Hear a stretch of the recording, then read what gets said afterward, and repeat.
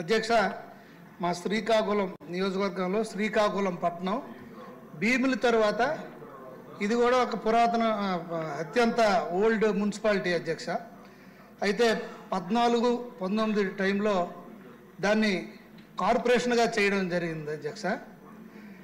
దాంట్లో డ్రైనేజీ వ్యవస్థ అయితే బ్రిటిష్ టైంలో ఉన్నటువంటి డ్రైనేజ్ వ్యవస్థ ఇప్పటి వరకు ఉంది అధ్యక్ష. దానివల్ల కొద్దిపాటి వర్షం వచ్చిన విపరీతమైన మురికి నీరు రోడ్లపై నిలిచిపోయే పరిస్థితి అధ్యక్ష.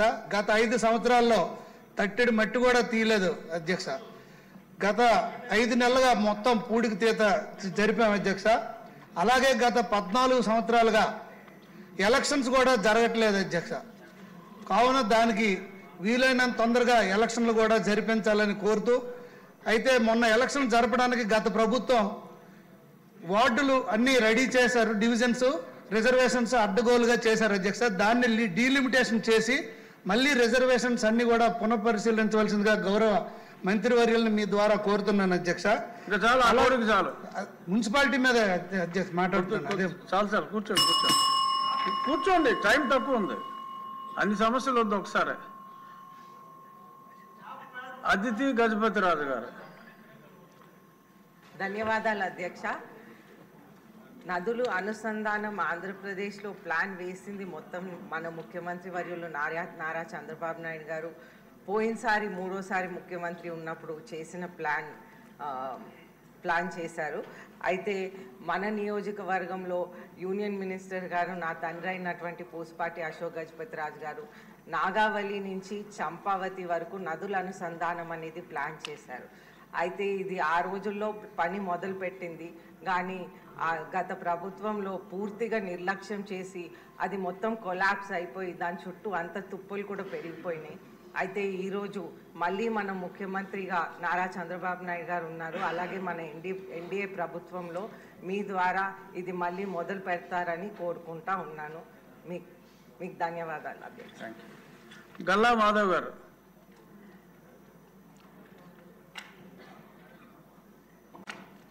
మాధవ్ గారు రెడీగా లేరా?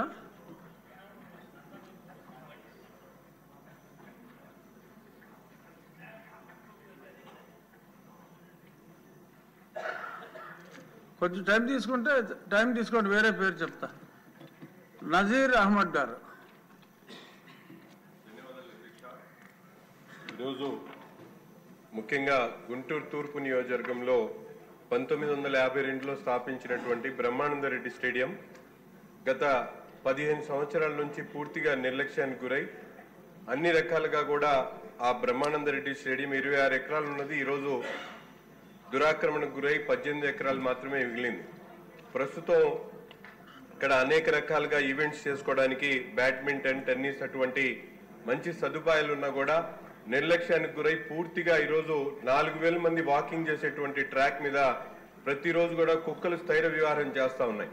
గౌరవ మంత్రి గారికి అలాగే గత ప్రభుత్వంలో చేసినటువంటి తప్పిదాలను ఈరోజు మన ప్రభుత్వంలో వెంటనే, ఎందుకంటే పేద మధ్య తరగతి ప్రజలు నివసించేటువంటి ప్రాంతంలో ఈరోజు ప్రభుత్వం ఎంతో ప్రతిష్టాత్మకంగా క్రీడలకు సంబంధించినటువంటి వ్యవహారాల్లో మరి ముఖ్యమంత్రి గారైతే దాని మీద పూర్తిగా శ్రద్ధ వహిస్తున్నారు. కాబట్టి అమరావతి ప్రాంతానికి దగ్గరగా ఉన్నటువంటి గుంటూరు తూర్పు నియోజకవర్గంలో పేద మధ్య తరగతి ఆరోగ్యాన్ని కాపాడేటువంటి ఏకైక మైదానం ఉంది. కాబట్టి ఆ మైదానాన్ని వెంటనే ప్రభుత్వం దూరదృష్టితో మంచి ఆలోచనతో వెంటనే మరమ్మతులు అభివృద్ధి చేసేటువంటి ప్రణాళికలను సిద్ధం చేయాలని, అలాగే గౌరవ మున్సిపల్ శాఖ మంత్రి కూడా దీనికి సంబంధించినటువంటి డిపిఆర్ ని అరేంజ్ చేయడానికి కొద్ది ఫండ్స్ ను కూడా ఇవ్వాల్సిందిగా గౌరవ పురపాలక శాఖ మంత్రి గారిని కూడా కోరుతా ఉన్నా.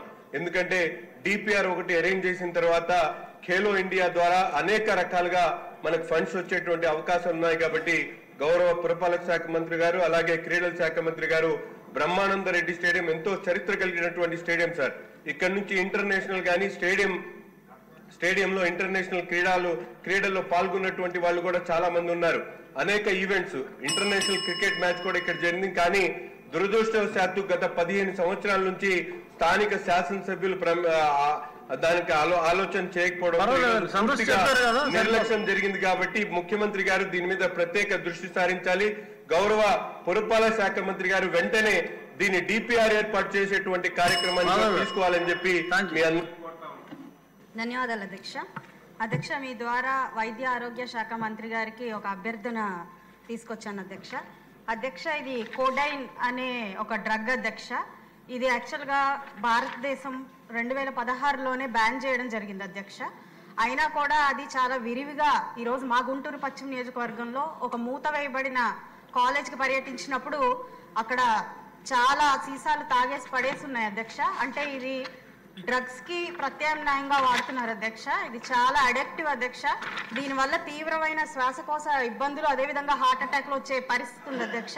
అయితే దీనికి ఒక సరిగ్గా అంటే ఇది ఎక్కడి నుంచి లభ్యమవుతుంది, ఈ ఫార్మా కంపెనీస్ మీద అదేవిధంగా ఫార్మసీస్ మీద దృష్టి పెట్టి ఇది వచ్చే స్టేట్లోకి రావడాన్ని అరికట్టాల్సిందిగా వైద్య ఆరోగ్య శాఖ మంత్రి వారిని కోరుకుంటున్నాను అధ్యక్ష. బండారు సత్యానందరావు. అధ్యక్ష, ఈరోజు నేను ప్రస్తావించే అంశం వాటర్ రిసోర్సెస్ డిపార్ట్మెంట్ మంత్రి గారికి సంబంధించిన అంశం అధ్యక్ష. ధవళేశ్వరం ఆనకట్ట దిగువ ప్రాంతాల్లో వశిష్ట గోదావరి నది గౌతమి నదుల మధ్య లంక భూములు ఎక్కువగా ఉన్నాయి అధ్యక్ష. లంక భూములు గోదావరికి భారీ వరదలు వచ్చినప్పుడు నదీ కోతకు గురై నదీపాతం అవుతున్నాయి అధ్యక్ష. కొత్తపేట నియోజకవర్గం వశిష్ట ఎడమగట్టు గౌతమి కుడి ఎడమగట్ల మధ్య ఉండడం వల్ల లంక భూములు అధికంగా ఉండడం, ఈ వరదలు వచ్చినప్పుడు మా నియోజకవర్గంలో ఉండే అనేక గ్రామాల్లో బడుగువల్లంక, కొమరాలంక, వానపల్లంక, సత్యమలంక, పులిదిండి, పోలవరం, గోపాలవాడి గ్రామాల్లో సారవంతమైన భూములు, లంక భూములు, కొబ్బరి తోటలు కూడా ఇరిగిపోవడం, నదీపాతం అవడం వల్ల రైతులు విపరీతంగా నష్టపోతూ ఉన్నారు అధ్యక్ష. దాని మీద ప్రభుత్వం స్పందించి గౌరవ మంత్రివర్యులు లంక భూముల రక్షణ కోసం గ్రాయిన్స్ నిర్మాణం చేపట్టాలి అధ్యక్ష. ఆ గ్రాయిన్స్ నిర్మాణం కూడా అధిక నిధులు అవసరం. దానికోసం మన కేంద్ర ప్రభుత్వ సహకారంతో డిజాస్టర్ మేనేజ్మెంట్ నిధులు ప్రయత్నించి ఈ నదీపాతం వద్ద లంక భూములు కాపాడాలని మీ ద్వారా గౌరవ మంత్రి గారిని కోరుతూ ఉన్నాను అధ్యక్ష. నాకు అవకాశం ఇచ్చినందుకు మీకు ధన్యవాదాలు తెలియజేస్తున్నాను. లోకం నాగమాధవి గారు కొంచెం బ్రీఫ్గా మేడం. చాలా తక్కువ సమయం అధ్యక్ష. చూద్దాం మరి. ధన్యవాదాలు అధ్యక్ష. మీ